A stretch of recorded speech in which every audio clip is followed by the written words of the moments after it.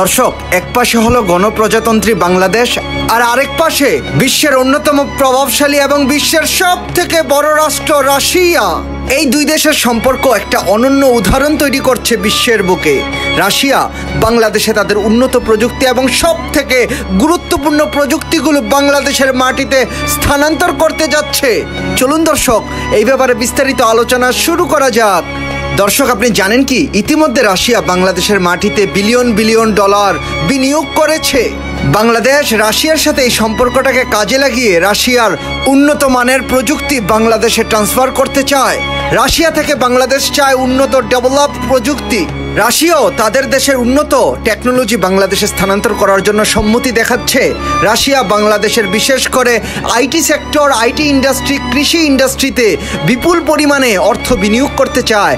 একই সাথে বাংলাদেশে বড় বড় ইন্ডাস্ট্রি স্থাপন করতে চায়। রাশিয়া বলছে, আমরা বাংলাদেশের সাথে যৌথভাবে বাংলাদেশের মাটিতে ঐতিহাসিক বড় বড় ইন্ডাস্ট্রি স্থাপন করতে চাই। আমরা শুধু ইন্ডাস্ট্রি স্থাপন করব না, আমরা বাংলাদেশে সেই সকল ইন্ডাস্ট্রিতে রাশিয়ার উন্নত প্রযুক্তিগুলো স্থানান্তর করে দিব। বাংলাদেশ যেহেতু বাংলাদেশের মাটিতে বড় বড় শিল্প কারখানা বানাতে চায়, ভারী শিল্প কারখানা বানানোর জন্য দরকার ভারী মেশিন। যেই মেশিনগুলো বাংলাদেশের কাছে নেই, আমাদের কাছে আছে। আমরা বাংলাদেশের মাটিতে সেই টেকনোলজি দিতে চাই। একই সাথে রাশিয়া আবদার করেছে, রাশিয়া বাংলাদেশের আইটি সেক্টর এবং বাংলাদেশের কৃষি গবেষণা ইন্ডাস্ট্রিতে বিপুল অর্থ বিনিয়োগ করতে চায়। তারা চায় বাংলাদেশের আইটি সেক্টর যেহেতু বিশ্বের মধ্যে একটি অনন্য দৃষ্টান্ত স্থাপন করছে, আমরা বাংলাদেশের সাথে মিলেমিশে বাংলাদেশের আইটি ইন্ডাস্ট্রিতে বিপুল অর্থ বিনিয়োগ করতে চাই। বাংলাদেশের সাথে ব্যবসা বাণিজ্য করে বিশ্বে বাংলাদেশের আইটি সেবাকে পৌঁছে দিতে চাই।